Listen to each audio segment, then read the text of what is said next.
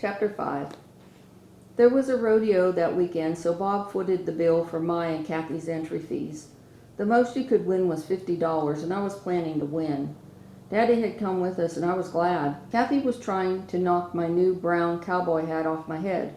Her hat was straw and even looked stupider than mine. At least Nancy had bought me a blue plaid shirt instead of the stupid pink one that Kathy was wearing.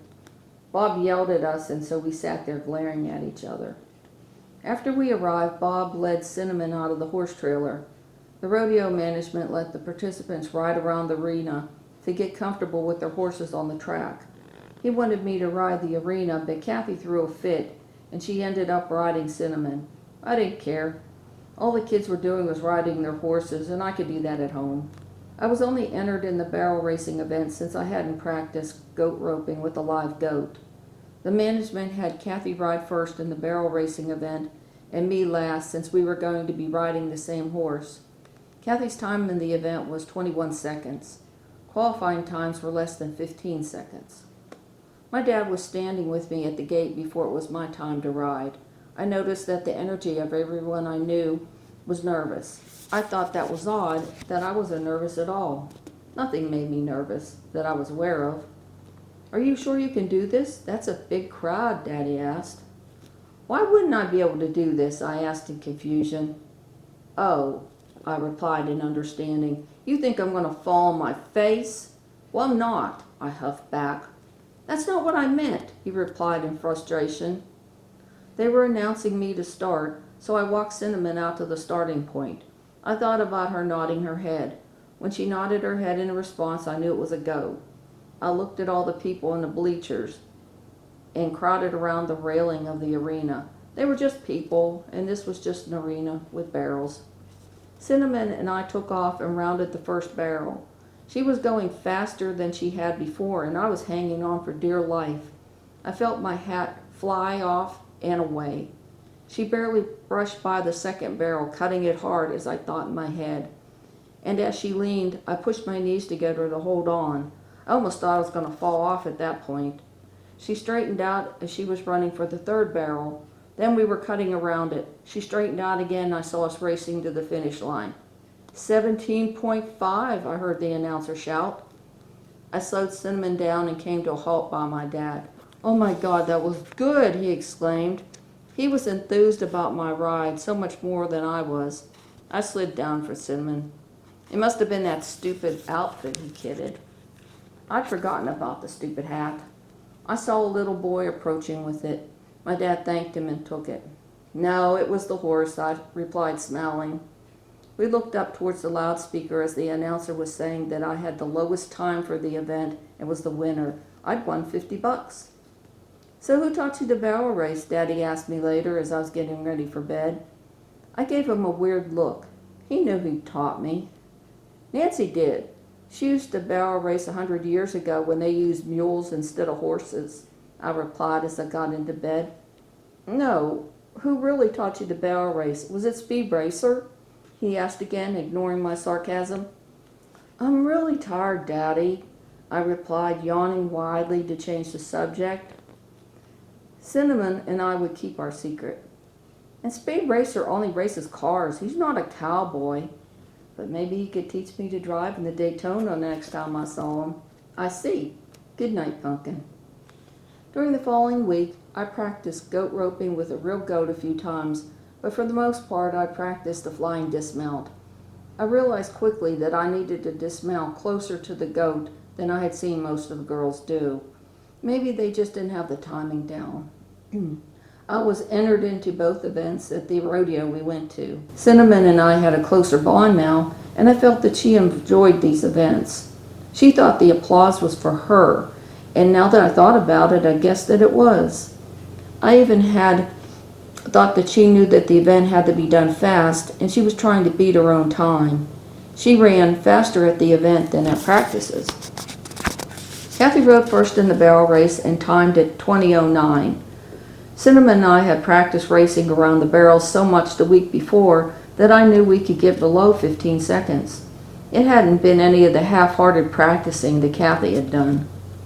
Cinnamon didn't like that Kathy yelled at her a lot, and she wouldn't cooperate some of the time. I was focused and determined to win. When Cinnamon shot through the starting line and towards the first barrel, I was holding on with all I had. She came close to clipping the barrel, but I focused on the next one. We stormed around the second and third barrel, and she shot past the finish line so fast that I felt like she'd run on without me. My hat blew off at that point. "Christmas Angel DeVito, 13.95, the announcer exclaimed. I wasn't sure why he was so excited. I had known I'd be good at this, and I'd put in the practice. We have a qualifier, and ladies and gentlemen, I'm amazed to tell you that this is only her second time participating in the barrel racing event. I heard the crowd cheering, and I smiled to myself. I'd won the Pee Wee barrel racing event. Cinnamon had won the barrel racing event. I'd just ridden with her. She was prancing now because we'd won. She knew she was a smart horse and that the crowd loved her. Kathy was there as I finished, and she angrily led Cinnamon away. She had never won at barrel racing. I didn't do quite as well on the goat tying event. The loose dirt was deeper than what I'd been practicing on at Bob's house, and when I did my flying dismount, I fell on my face. I shot right back up on my feet, grabbed the rope, threw the goat down, and tied it up, faintly hearing the giggles and gasps in the crowd. 12.1.2 seconds, the announcer bellowed. I doubted that I had won that one. You had to get 9 seconds or under to qualify, and there was at least one kid there that could get that time. After Kathy insulted me and walked away with Cinnamon, I wandered over to the gates where the cowboys and the bulls were. The bull riding was going to commence after the roping event, and all the cowboys were getting ready. I was wondering if I could talk to one of the cowboys into letting me ride a bull. All I'd have to do was make friends with it, and I could ride those 8 seconds. Hell, maybe I could even get the bull to do some tricks for the crowd. A cute guy dressed like a cowboy wearing chaps was flipping a rope. He was wearing a vest, and I decided that I really liked the man wearing a vest. He looked up as I watched him twirl the rope. You fell on your face, Christmas tree, he smirked at me. Don't fucking call me Christmas tree, I warned him, whoever he was. Big words there for such a little shit, he remarked. What you gonna do about it? I looked up at him. He looked to be in high school, and he was 3 times the size of me. I ain't gonna do nothing. That bull's gonna knock you flat for me. Bulls don't like smart asses like you, I smirked back. Oh yeah? He grinned as he suddenly grabbed me. Okay, he turned the tables on me because he was dangling upside down by my feet, and I was way too small to do a damn thing about it. I was wondering how I was going to get out of this mess. All I wanted to do was ride a bull, but actually the view from hanging upside down was kind of cool, and I giggled. This guy wanted to play. It had been so long since anyone had wanted to play with me. Hey, I heard my dad yell at him, put my daughter down now. Who the hell do you think you are terrorizing a child? Upside down or not, that was funny, and I was giggling. The boy flipped me around and lowered me onto my feet as he mumbled an apology. Stupid boy, I taunted over my shoulder as Daddy led me away from him, and that prompted Daddy to swat me in the butt pretty hard. It didn't hurt, but I knew better to keep my mouth shut. He marched me to the truck and made me get in. I knew I was in for a talking to. I can't believe you were taunting a guy who outweighs you about 100 pounds. Do you have a death wish? He demanded. I'm just a little kid, Daddy, and he started it. I don't even know him, I replied innocently. Do you want to continue participating in rodeos? Yeah. Then stop it. Yeah, he was on to me. A little while later, I watched the cute guy get thrown off the bull after 2 seconds. None of the adults were paying attention to me, so I slipped back to the gates where the bull riders were. The guy was sitting on the tailgate of a Ford pickup truck, rubbing his hurt shoulder with his left hand. Do you want me to kiss it and make it feel better? I asked him, mimicking what I'd heard grown-ups say to kids. Who the hell knew what that meant? Kissing it wouldn't make it better.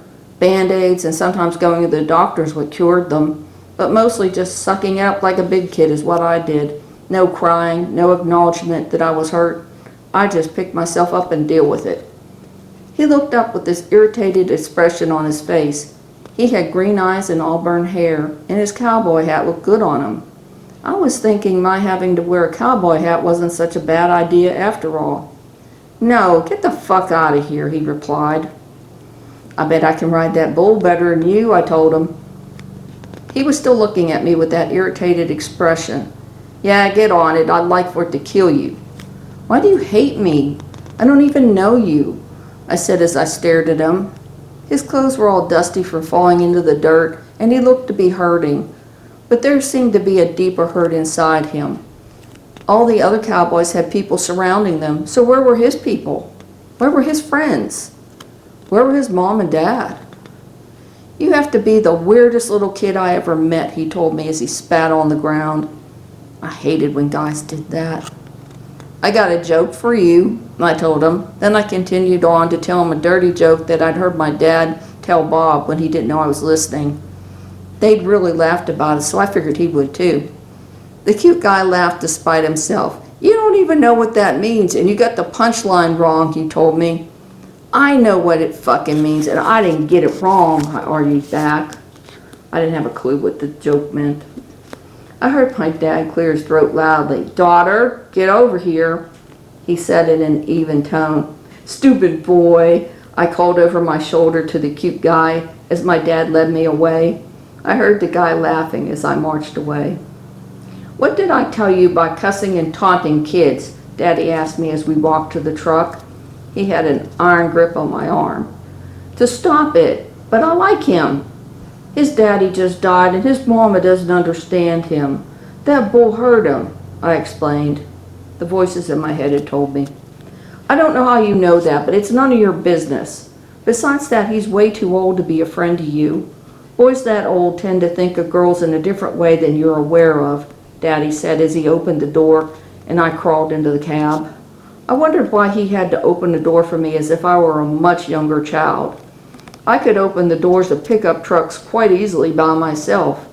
I could do a lot of things he didn't think I could. Sometimes I went outside after he fell asleep. Once, just for the heck of it, on a night with a full moon, I walked to Bob and Nancy's house and then I walked back. The only bad part was that I wanted to talk about my adventures and I couldn't, or else I'd get my butt whipped. Yeah, I didn't need much sleep at night, and I often had a lot of time on my hands with nothing to do. In the weeks that followed, I practiced for my rodeo events, and I consistently started winning the Pee Wee Barrel event. I even won a time or two in the goat roping event. The neatest part about the goat roping event was the flying dismount. I'd also seen Stupid Boy at nearly every rodeo. We taunted each other and chased each other around until my dad or Bob herded me back with threats of not bringing me to the rodeo anymore. I got up bright and early one Saturday morning, eager to do the rodeo events and see Stupid Boy. As the afternoon wore on, the rain came in and it wouldn't stop. I pouted and stomped around because I knew they'd cancel the rodeo for that night. Daddy yelled at me to stop. "I'm sure the rain will stop and you can rodeo next Saturday," he told me. "I want to see Stupid Boy," I pouted. He sat me down for what I figured would be a long, boring talk. "You need to stop talking to that boy. He's 10 years older than you and no good can come of it. And you need to stop referring to him as Stupid Boy. His name is Ryan." "Aw, Daddy, I just want to punch and kick him a little." "I can't believe you just said that. Haven't we had enough talks about how you should treat other people?" he said as he glared at me. "Well, he swears at me. That's the only way I can get him to listen," I protested. My dad threw his head back in aggravation at me. "He swears at you, huh? And I know you swear right back at him." "I'm about to swear right now." "We're only playing, Daddy. We don't mean it. Can you look up his phone number so I can talk to him?" "Christmas," he said as he took hold of my arm. "You're not listening to me. Both of you need to get friends your own age. You cannot call that boy. Now go to your room." I tried to protest about how sad Stupid Boy was, but I ended up in my room sulking and staring out the window. In my thoughts, I went back to the time I'd spent with him. Bingo. A few times the other boys had called him by his last name, and now that I thought about it, his last name was in small letters on the vest he wore. We'd been fighting over his vest the last time I talked to him. I'd wanted it and he wouldn't give it to me. I could see the vest in my mind then. I saw Daddy head out of the house to the barn, so I went downstairs and brought the phone book to my bedroom. Luckily, Stupid Boy had a pretty uncommon last name, and there were only 2 of them in the phone book. I dialed one of the numbers and the lady answered. I asked for Ryan and she told me to hold on. "Hey, Stupid Boy," I said as he answered. He sounded down in the dumps. I could feel hopelessness in his energy, and it didn't feel good at all. "Is this Christmas tree?" he asked in an incredulous tone. "Stop calling me Christmas tree, you jerk," I spouted back. "Well, stop calling me Stupid Boy, you dumb little kid," he spouted back.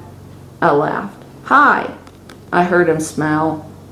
"Why are you calling me?" he asked, trying to sound all bored, but I knew better. His energy was a lot happier now. "Because I wanted you to know that I told it to rain so your sorry ass wouldn't be run over by a big fucking bull," I giggled at how clever I was. "Oh yeah? Maybe you should go to the rodeo anyway and land a flying dismount face first into the mud. I bet that arena is really muddy right now," he smiled back. "Hell, I could land a flying dismount on my feet going 50 horse miles an hour. I wouldn't be falling in no fucking mud." "You're so stupid." "I want to come over and kick you." "I'd kick you back. I'd whoop." "Angel, who are you talking to?" I heard my dad bellow. Is that your dad yelling at you? Man, you're in trouble now," I heard Stupid Boy taunt. Okay, all the bravado was gone. "Hi, Daddy," I replied. I gotta go. Bye," I told the phone as I disconnected the call. After I hung up, I got my butt whipped. I tried to tell Daddy that Stupid Boy didn't have anyone, and he was really sad. That's why he was so angry at everyone. Somehow Daddy didn't care about that. "It isn't proper for an older boy like him to hang out with such a young girl. You're just encouraging him," he told me. "Sometimes boys get confused and they do inappropriate things." "Like what?" I asked. I couldn't remember Stupid Boy being confused about anything. "He might start to like you even though you're too young, and he might want to kiss or touch you," he replied. "Ew, no, that would be gross," I exclaimed as I scrunched my face up in horror. "When you're older like he is, it's not that gross." "Really?" I asked in amazement. "Oh, why?" "That's just the way life works. I want you to promise me that if he tries any of that, you won't let him and that you'll tell me." I shrugged my shoulders, not sure what to think of what he said or what he meant. "Yeah, okay," I agreed. A while later, Daddy wanted to visit Bob, and he took me with him. Kathy was visiting too, and Nancy told us to go play. We went outside to play with the new puppy she'd gotten. It had stopped raining, but I knew that there would be no rodeoing tonight. I told her what Daddy had said about older boys like Stupid Boy wanting to kiss and touch. "You should let him just to see what it feels like," she advised me. Her puppy was nipping at her heels and she was trying to grab him. She got a hold of the puppy and was hugging him against her. His fur looked soft and cuddly. "See, like holding this puppy. I bet it would be like this," she added. "But what would he want to touch?" I asked her.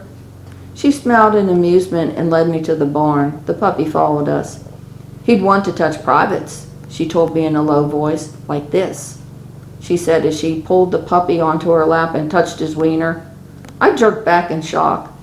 "Here, you touch," she said as she held the squirming puppy. "No," I replied, feeling uncomfortable at the whole situation. She put the puppy down and smiled a weird smile at me. "Well, Ryan has one of those, and I bet he'd let you touch his. But what he'd really want to touch is this," she said as she suddenly reached over and touched me between the legs. That was shocking, and I got up and ran into the house to Daddy. I couldn't believe she'd done that, and that Stupid Boy would want to do that too. I stayed close to my dad for the rest of the night as he intermittently gave me weird looks. Kathy watched me from across the room, daring me with her eyes to say something. I kept my mouth shut even when he yelled at me, and I was really glad when we went home. The next morning, Daddy made me put on a dress, and then he let Nancy and Bob take me to church. He said that I needed a little salvation. If you asked me, he was a heathen for staying home. Bob lectured me on how I was going to behave as he drove to the church. He believed in a lot more discipline than my dad did, and I knew I had to watch out because he disciplined me before, and his discipline hurt. He also talked to me about keeping my distance from Stupid Boy. He said that all the 17-year-old boys had on their minds was sex and drinking, and whatever mischief they could get into. I didn't totally understand what sex was, but I knew that grown-ups did it in bed. I didn't feel that Stupid Boy was into that. I didn't think he drank either. "He's sad, Bob," I replied in a calm voice. "I'm afraid for him." Bob wasn't listening to me, and he was ranting about the other things that teenage boys did. Nancy had to shush him. We pulled up to the Whitmire Pentecostal Church. I'd never been to church before. I soon found out that the place was possessed. I watched wide-eyed as the pastor touched people's heads and they swayed to the ground. "We got to get out of here or we're going to be next," I explained to Nancy in a soft voice. I was confused as why we weren't already running for the door. She explained to me that people were being slain in the spirit and that was normal. If that was normal, I sure didn't want to stick around to see what unnormal was. As they were praying, I was praying for Jesus to save my life from this church. Amen. "He's just giving them faith," my inner voice told me. I opened my eyes with understanding, realizing that I could give these people faith too. When the service was over and everyone had gotten up off the floor, Bob and Nancy were milling around talking to various people. We were standing by the playroom where several kids were giggling and chasing each other. "Go play," Nancy told me. I walked over to the kids. One of the girls, my age, told me her name. "I can give you faith like the pastor did," I told her. "Okay," she giggled. So I put my hand on her forehead and said, "I bless you in the name of the Father, the Son, and the Holy Ghost." She started falling and I grabbed her before she hit the floor. The kids walked over, curious to see what I'd done, so I did the same to them and they were all dropping. "Oh, Jesus, Hail Mary, what are you doing?" A hysterical woman yelled and came running over. As she knelt down, I blessed her and she was on the floor. She was one of the people whom the pastor had slain in the spirit. I didn't understand why she wondered what I was doing when the pastor had done the same thing. I suddenly looked up to find a crowd around me and I wondered if I should have stopped blessing people with the first child I'd touched. "What did you do?" another woman asked me in a calm voice. "I blessed them like the pastor did," I replied matter-of-factly. It had seemed like a cool thing to do. I thought everyone would be proud of me. "Let's go," I heard Bob say, and then I was dragged out of the church. I thought I'd get an ear beating, but they were oddly quiet. "Well, I guess we're not going back to that church," he mumbled. I thought it was funny, but I didn't dare laugh. Apparently I had done wrong somehow. I supposed that I wouldn't be invited to go to church with them again, but that was okay. It had been a confusing experience. After Bob talked to my dad, he wanted to know what I'd done. I'd explained it to him the best that I could. I was starting to be more aware of the energy in the situations, and I felt that whatever I had done had scared my dad and everyone else. I cried to Yellow that night that I was a monster because people were avoiding me more and more, it seemed. He told me that people feared what they didn't understand. Somehow that didn't make me feel any better. The church incident blew over for the most part, and I was back to practicing my rodeo events and helping my dad around the ranch. I'd even gotten used to wearing the cowboy outfit that I had to wear to participate in the rodeo. It was one place where I looked like and fit in with everyone else. Well, no one much talked to me, but at least I looked like them. The next time I saw Stupid Boy, I asked him if his mom ever gave him a lecture about not letting people touch him inappropriately. "Did somebody touch you?" he demanded. "If they did, I'll kick their fucking ass. That's just sick," he said angrily. "It was a kid that did it," I confided to him. "Daddy said if anyone ever touched me to tell him, but it'll just make trouble if I tell." I didn't let her touch me more than once, though. I ran. He stared at me, trying to figure out whom I was talking about. "A little girl touched you?" "Yeah, don't tell anyone, okay?" "I'll just stay away from her," I replied. I was wishing that I hadn't said anything in the first place. I intended to see if Stupid Boy was thinking of touching me. It seemed like he wasn't, but now if he told my dad about Kathy, things would be such a mess. I knew that I should have trusted my instincts about him in the first place rather than listening to my dad and Bob telling me that he'd want to do inappropriate things to me. Stupid boy calmed down some, and we talked more about it. I even told him where she touched me and how the entire conversation went down. He said he wasn't interested in touching me and that I was just a stupid little kid. He wanted to give this girl a talking to, but he thought she might turn the tables on him and say that he'd touched her. I thought he was really smart for thinking that. In the end, he said I'd better tell him if she ever touched me again. Hell, I wasn't telling anybody anything, because here was my dad walking towards us about to yell at me again for hanging around Stupid Boy. When I was done with my turn at barrel racing, Stupid Boy was standing there waiting for me. I overheard one of the teenage boys teasing him that he was waiting for his girlfriend.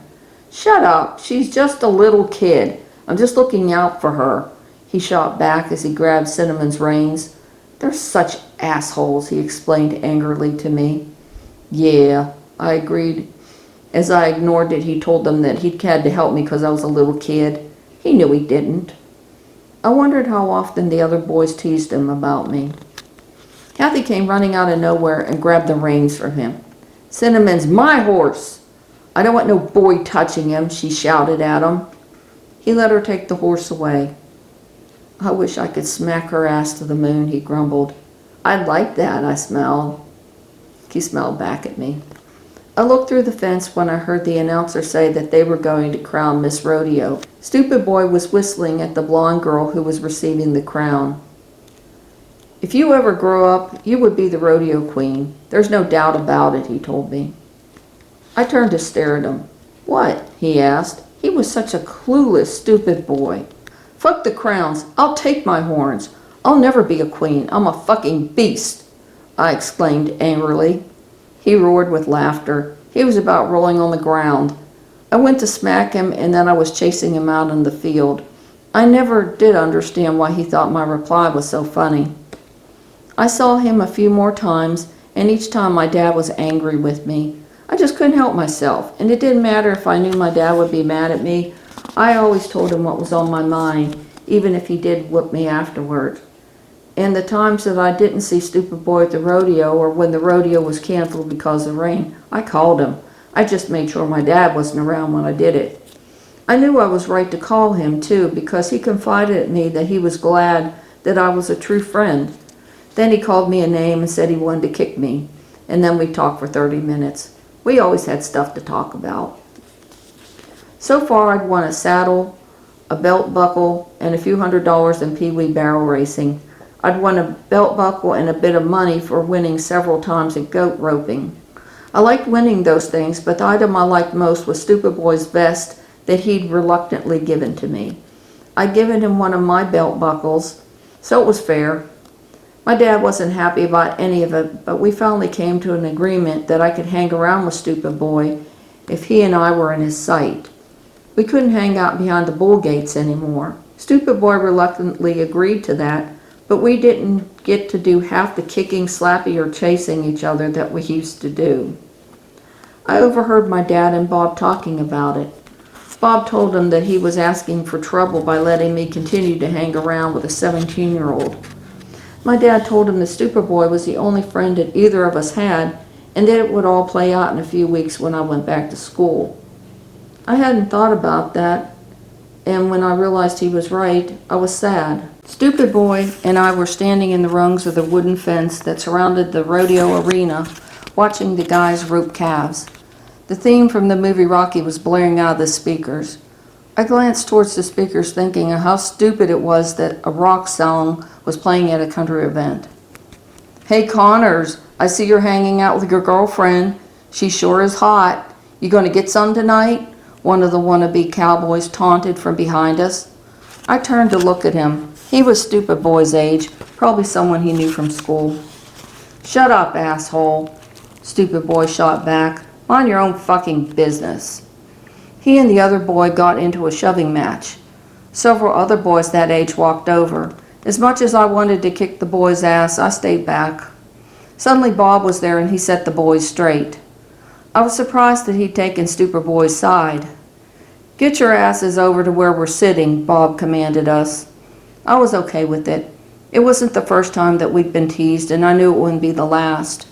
I wondered why there had to be so many haters.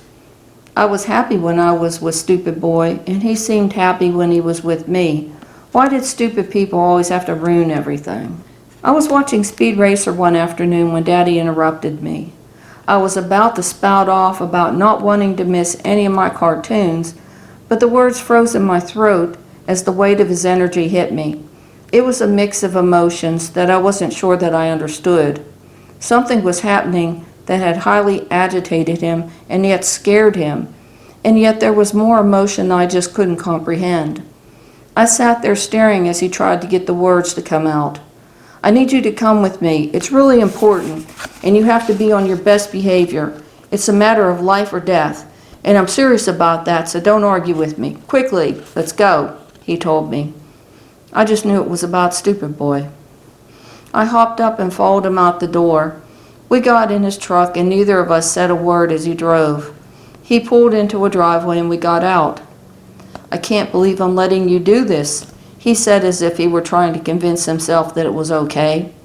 He hadn't told me anything at all about what was happening, so I didn't know what I was being led to do. It's okay, Daddy, just trust, I found myself saying, even though I still didn't have a clue what was going on. A lady about my dad's age opened the door and thanked us for coming. Ryan is in his room. Go head up. Knock first. His bedroom is the second door on the right, she told me. I noticed that her eyes were red from crying. I realized then that she had never come to the rodeo to watch Stupid Boy, so I had never met her. I stared at her for a few seconds, wondering why a mother wouldn't be there for her son. A little bit of hate welled up in me, and then I wanted to shake her. I nodded instead, then ran up the stairs. It's me, Stupid Boy, I yelled as I knocked on his door. I hope you're not listening to any fucking country music in there. I quickly put my hand over my mouth as I let the F word slip out with parents listening. I knew I'd catch hell for that later. The door slowly opened, and Stupid Boy's presence and energy hit me hard. He'd been crying, and he looked awful. His mood was so much lower than mine had ever gotten, and it broke my heart to feel it. I'm sorry, I found myself saying as tears suddenly spilled down my face. I threw my arms around him. I'd never thrown my arms around anyone or burst out crying like that until then. It was the weirdest thing. He closed the door behind me and then sat down and pulled me onto his lap. I rarely cried, but there I was, bawling my eyes out over something unknown that felt real, like my heart was breaking, as he cried with me. Breathe in his pain and then breathe it out, a voice told me, and so I did. A few moments later, we quieted. What are you fucking crying about, Christmas tree? He asked me as he gave me a tissue and took one for himself. What are you fucking crying about, Stupid Boy? I asked back. Then we laughed and blew our noses. I can't believe our parents let me see you. You know they think I'm molesting you, he told me. I'm sitting on your fucking lap, I deadpanned. We laughed again. I figured that's what molesting meant. I had moved away from our hug, but was still sitting on his lap. Sink into him and hold him, the voice told me. I was confused by that because he was an icky boy who might have cooties, but I did it anyways. He squeezed me tightly and we relaxed further. You're my best friend, he whispered. You're mine. He didn't reply. What were we crying about? I asked softly against his chest. Oh, I don't know, he replied suddenly. Are you all okay in there? My dad's voice asked loudly through the door. Yeah, Daddy, I yelled back. You don't have to listen with your ear on the door. We're just talking. People talk bad about you all the time, he informed me as he ignored my dad's interference. You should hear the awful things they say. And you beat up other kids. Nobody likes you. I know. Parents and neighbors don't help either. Nobody understands me. My dad and his friend are always on my shit about talking to you. Daddy made me miss watching Speed Racer last week when he caught me talking to you on the phone, and that really hurt. I told him as I wondered what people hating me had to do with anything. Lord knows I liked watching Speed Racer. Why are you okay? Why aren't you depressed and angry about it? Who says I'm not? I countered. I beat people up. I'm fucking angry, believe me. Even my dad doesn't know what I am. He makes me feel like I'm a freak sometimes. Did you know that I got us kicked out of the Pentecostal church a few weeks ago and we can't go back? He cracked up laughing about the church. Oh my God, you're so funny. What did you do? So I told him. I can make you better too. I knew what was wrong with him then. I saw the gun on his dresser and I felt his energy. The voices had also helped me to understand his situation. His mom and my dad had only let me see him in case I could talk him out of suicide. It was his mom's last resort. A 7-year-old smart-ass bully whom everyone hated. We moved apart to look at each other. Can you really? Can you make people like me? He asked hopefully. I wished I could have told him yes. Hell, I would have done that hocus pocus on myself. That's not what it's going to do, I told him seriously. It will even out your mood, and you'll at least be okay knowing that you're cool and you're going to rule the world instead of the world having you by the balls. It will be a much better state of mind than where you're at right now, I promise. I saw that he wasn't convinced. Let me tell you some of the things you'd miss if you died today. You want to be a veterinarian. If you talk to Dr. Paul, he has a friend in Greenville who can help you get a job working with animals, and he'll talk you into going to school for it. You should be able to get a grant to go to school. I didn't know what that is, but that's what I'm hearing in my head. And when you're in school, you'll meet a pretty girl who will want to kiss you and get all mushy with you. And if you don't watch it, you'll end up with a baby. But don't ask me how that happens because I don't know. My dad says I'm too young to understand how that happens, so he won't tell me. Oh, and the school will be different. You'll make friends there if you're not mean like you used to be with me. It may feel a little slow going, but if you hang in there, things will be a lot brighter. How do you know that? He demanded of me. I told you, I'm different, and that's why I don't have any friends, except I'm so much more different than even my dad knows about, so please don't tell him. You're the only one I've ever told. Daddy yelled through the door, checking on our status. Give us a little more time, Dad. This isn't rocket science. Daddy yelled through the door, checking on our status. Give us a little more time, Dad. This isn't rocket science, I yelled back. You have 5 minutes and then we're coming in, he yelled back. What else can you do? Stupid boy asked curiously. I smiled in amusement. I'll tell you later. We don't have enough time right now and there's so much to tell. He pondered that and decided that I was being truthful and that it wasn't the best time to discuss it. Even if it ends up that you can turn me into a dog, you're still not a freak. I'll always be your friend no matter what, he assured me. I guess you can go ahead and turn me into a dog. At least people will pet me then. I slid off his lap and stood in front of him. I was guided to put my right hand on his head and to hold my left palm out. I closed my eyes. Please heal him, I asked in my mind. I almost felt like I was in a dream then. I'd never done anything like this before, and I didn't even know that I could until the voice told me. I could see myself in Stupid Boy. There was a very tall man with shorter length hair and the kindest face standing by us. Raphael, I heard in my mind. Green healing energy flowed from his hands through me to Stupid Boy. It filled us up, and I felt a light, refreshing breeze. I noticed that Raphael had wings, and I realized then that he was an angel. I floated for a while, then I felt the energy stop, and I was back in my body. I took a breath and removed my hand from Stupid Boy's head. The bedroom door opened then, and I looked over to see my dad and Stupid Boy's mom peeping in at us. I tapped him on the shoulder as he seemed almost asleep sitting up. He jerked awake and looked startled. Do you feel different? I asked him. He seemed to take inventory, then he nodded. His mom rushed over to him and I stepped aside. I'm sorry, Mom, he told her as he hugged her. You should have gone to see him at the rodeo. My dad goes with me, I interrupted. Well, sometimes he did.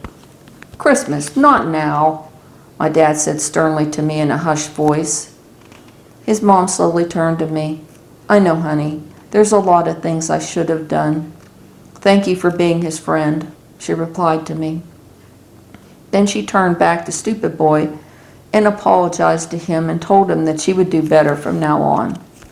My dad motioned for me to walk over to him. Stupid Boy and his mom were having a tearful exchange.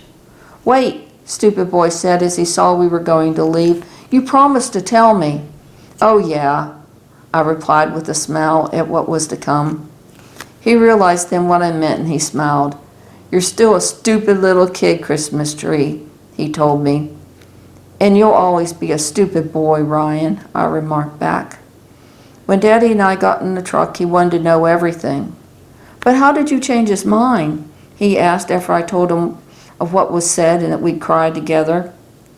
"An angel showed me what to do. Then the angel healed something in him through me," I replied. "I told you that Stupid Boy was sad and that he needed me. He just wanted a friend. I wanted a friend too." "What did he mean that you promised to tell him something?" "I'm going to tell him about Speed Racer and some other things." "Do you think that's a good idea?" "Yeah, Daddy. He trusted me with his darkest day. I have to share something with him so that he'll always want to live." "Are you sure you're only 7 years old?" he asked in amazement. "I think you're older than I am." "Well, I hoped I'd get as old as he was one day. I was kind of doubting it lately. Yeah, so far I'm only 7. "Do you think maybe the angel was imaginary?" he asked as he turned into our driveway. "He was real. His name was Archangel Raphael. You gotta trust Daddy. That's what they keep telling me. I have a lot of people to heal in my lifetime," I replied as I got out of the truck. "But I can't see it as you can," he said as he opened the door so I could walk into the house. Again, it was like I was a little kid who couldn't open the door. "I don't see half of it either, Daddy, but I trust." Stupid Boy trusted me. I'm glad he did. Stupid Boy's mom was grateful to us for helping him, that she invited us over for lunch a few days later. I was hoping that my dad would find his mom interesting. It was encouraging that she had Stupid Boy ask what my favorite foods were because it told me she had potential as a mom. I was so enthused that I got to eat some delicious meatloaf and macaroni. Daddy made macaroni out of a box, but Stupid Boy's mom made it from scratch, which was so much better. Stupid Boy and I were giddy just to be able to sit at the table and have dinner together. We were laughing and carrying on with each other. It took me a moment to realize that my dad and his mom weren't talking very much to each other. They were only tuned into what we were doing and saying. I kicked Stupid Boy under the table to get his attention as his mom got up to get something in the kitchen, and my dad said he'd help. "What's wrong with them?" I asked Stupid Boy. He glanced towards the kitchen. "Oh, I'm sure they left so they can talk about us," he said in disgust. "It's probably the same old shit. I'm too old to play with you, and all I think is sex, and surely I'd want to do that with you." "Is that what you think of?" I asked. I had known that. "No, not with you," he remarked sharply as if I should have known better. His face was scrunched up in distaste. "I'd be a pervert if I did that. I'm no fucking pervert. And don't be saying anything to your dad about this conversation." "If it's fun, I'd like to do it. I've heard some people talking and they were happy about doing it," I decided. His eyes were suddenly wide as saucers and he grabbed me by the arm and leaned towards me. "Oh my God, please don't ever say that out loud again. That's exactly what they're afraid of. We'd never be able to see each other again," he told me in a loud whisper. He was rolling his eyes in frustration. Our parents walked back into the room. His mom had baked an apple pie and I was all about that. We were allowed to play outside after we ate, and so we were chasing each other in the backyard and then playing catch. "I want to ride a bull," I told him as we got tired of playing. His neighbor had a bull, so he convinced our parents to let him drive over. He told them that we were going to play with the piglets that had just been born. We found that his neighbor wasn't home, but Stupid Boy had helped with chores many times in the past and said that the guy wouldn't mind us looking at the bull. He said that we could only look because the bull wasn't very friendly. I talked to the bull in my mind and he answered. He seemed pretty harmless to me. Stupid boy left me looking at the bull a few minutes later because he had to pee. I watched his retreating back, then I climbed the fence. You would have thought he had thought about doing that before we left the house, but he was a boy, and he was stupid. The bull was standing close to one part of the fence, but he was ignoring me. I knew I could climb on him if I climbed up 3 rungs of the fence. I patted the bull, and he turned to glare at me. "I want to ride," I told him. He huffed. I took that as his agreement. He started galloping, and I could barely hold on. "No," I told him as I imagined him slowing down to a nice trot. He slowed down, and it felt just fine riding him. He was just bigger and bulkier than Cinnamon. "Oh my God, you stupid little brat," I heard Stupid Boy yell. "You better not fucking fall off that bull or I'm going to kill you. That's a fucking bull. I can't believe you're so stupid." It amused me that he thought the bull was so bad. He just needed talking to. The bull had calmed down and was now just walking. I imagined the bull walking up to where Stupid Boy was. A few seconds later he changed course and was heading that way. Stupid Boy had stopped yelling at me and was staring at me as if I had 3 heads. Now he was speechless as the bull stopped at the fence with me riding him. "Hey, Stupid Boy, guess what? I rode for 8 seconds. That's longer than you ever have." I laughed at him. "Okay, I don't know how you did that, but you better get your ass on this side of the fence," he scolded me. "How much do you want to bet that I can get this bull to do tricks?" I asked him. "Oh, come on, what if someone sees you? You're making so much trouble for me." I ignored him and had the bull walk in a circle. Since Stupid Boy was making such a big deal about me riding the bull, I had the bull walk close to the fence. When I was within reach, Stupid Boy scooped me up and over the fence to a safe zone. It was neat being picked up like that. I wasn't sure why in the past I hadn't liked it when my dad did it sometimes. "What if that bull would have killed you? Then what the fuck would I have done?" he scolded as he put me down and smacked my butt. "Stop doing stupid shit." I ignored his half-hearted whipping. "I want you to be my brother," I told him. "Can't your mom and my dad get together? You know, I bet they're having sex right now." "I'm so sure they're having sex," he replied sarcastically. "Let's go." "Well, can't they?" I prodded as we got into the truck. I felt proud that he hadn't helped me get in. He knew I was a big girl, something my dad didn't seem to know. I noticed that his mood had gone dark. "No, my mom is a lot older than your dad. Besides, I'll be moving to Greenville pretty soon and finding a job. I'd never see you anyways, even if they got together." "Oh," I replied in disappointment. "But I love you. I don't want you to leave. Can't I move with you?" "You're just really too young, you know that?" he said as he wiped his eye. I took that to mean no, especially since I realized that somehow I'd upset him. He hadn't started the truck yet, so I climbed on his lap. I was comfortable with him and also wanted to give him comfort. "You can't be doing this," he exclaimed. "Seriously, I want you to listen to me for once. Don't be climbing on any guy's lap, especially if you're alone with him. That will get you in trouble." His lap and my dad's were the only laps I'd ever climbed onto. I didn't go for all that cuddly stuff that other kids did. "Well, can I sit on your lap?" I asked. He'd ridden me on his shoulders before, and I didn't see why sitting on his lap would be any different. He had also wrestled with me.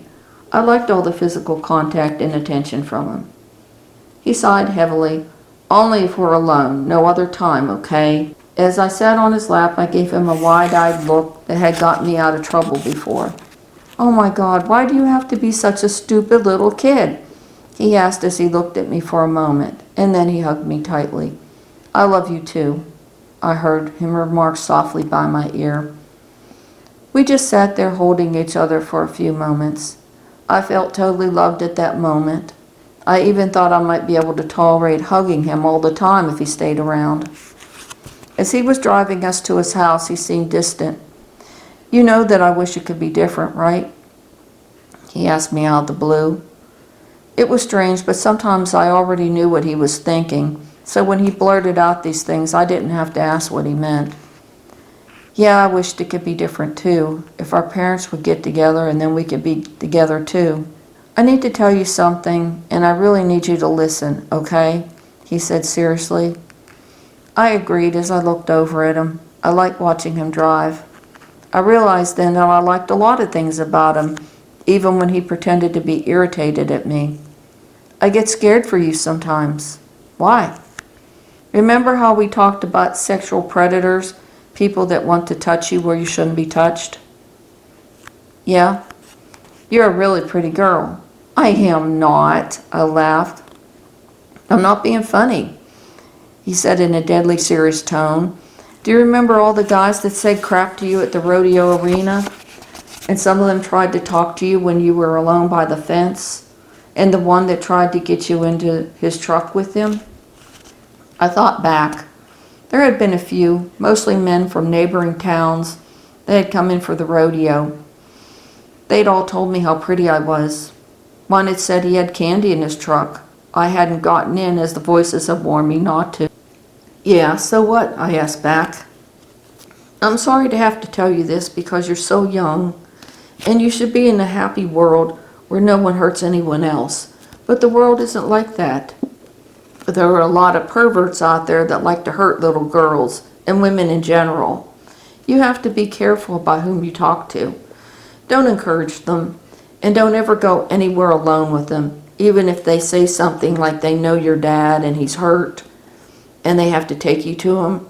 Strangers that want to hurt you will tell you that, and they'll give you candy if you get in your car or go in an empty room with them. Or they'll have a puppy and ask you if you want to get in the car with them or go to their house. Those are only tricks. Please promise me that you won't fall for any of that, because if you do, they may hurt or kill you. Stupid boy's words stunned me. We talked about some of the guys that had said things to me or tried to talk to me alone. I'd heard on the news about kids who had gotten kidnapped or killed. Especially stay away from Brady. I overheard him talking about the things he'd do to you if he got you alone, and believe me, he'd hurt you in a heartbeat. He eased the truck into his driveway and shut off the engine. I'm sorry, I didn't mean to scare you. I sat there not knowing what to think. I knew he was only trying to help me, but I suddenly wanted to put a wall up around me. But then there are those of us that just want to tickle you to death, he said, changing his tone as he reached his fingers over and tickled my side. I giggled and jerked away, and the wall disappeared. It was just me and Stupid Boy in our own little world again. I watched my dad and his mom when we entered the house. I was thinking that if I could somehow get them together and I could train her to be a good mom. As my dad and I left a while later with a container of leftovers, I was really wishing it could be the way that Stupid Boy and I wanted it to be, even if my mind was telling me that it couldn't. I was really wanting a brother that loved me and to eat delicious food every night, and I wanted my dad to have someone. I went to 3 rodeos after that and won more events.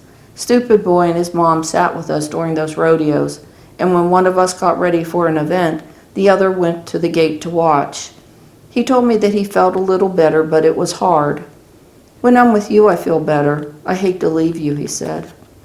I felt a strange feeling in the pit of my stomach. Butterflies is what it felt like. I was proud and awed that he felt that way, but all I could reply back was, I'm going to turn you into a rabbit and keep you as a pet. He scrunched his face up as if that were the most disgusting thing he'd ever heard. You're so stupid, you know that? He remarked back, and I giggled. I pointed out a girl that kept looking at him. He reluctantly followed me over to her, and I asked her if she was in an event. That got her talking, and soon she and Stupid Boy were making goo-goo eyes at each other. Do you have a phone number so we can call you? I asked her. He nudged me to shut up. Oh, well, yeah, I do, she replied, but then she looked puzzled. Oh, I'm not allowed to call teenagers. You'll have to give it to him, I told her. She smiled at that, and they traded phone numbers. Neither of us corrected her when she thought I was his little sister. It was almost time for his bull riding event, so she was going to walk over with him. I waved and went back to sit with my dad. Stupid Boy would be all right. Stupid Boy would be all right now if the angry bull didn't trample him. When my dad and I went home, I told him what I was thinking. It would solve the whole situation, at least in my mind. Daddy, why don't you marry Stupid Boy's mama so he can be my brother? He needs a dad like you, and she seems to like you, I suggested to him. It seemed logical to me. My dad would love him. I knew he would. He gave me the strangest look. Suddenly a scene appeared in my mind, a Stupid Boy and me in bed under the covers staring at my dad as if he'd interrupted something. I was confused by that, but somehow I knew that the scene was what my dad was seeing in his imagination. I was about to comment on it when I distinctly heard "no" in my head. I bit my tongue, realizing that the scene must have had something to do with sex, something that my dad and Bob were afraid that we would do. "That's not a good idea," he replied. "Oh," I replied back, wondering if Stupid Boy and I would have done the sex thing if we'd gotten to be brother and sister. I didn't think that I would have had a problem sleeping in the same bed with him, so yeah, maybe we would have. I saw Stupid Boy one other time after the rodeo season ended. He told me that he was working in a veterinary's office where I told him he'd be working, and he was starting school to be a veterinarian in another week. He said that I would always be his hero, but most of all, he said that he would always be my friend. I gave up participating in rodeo events after he left. After all, you have to have at least one friend there rooting for you. Having family there was nice, but it was better when a friend was there to support me, and my friend had moved on, even if he was stupid.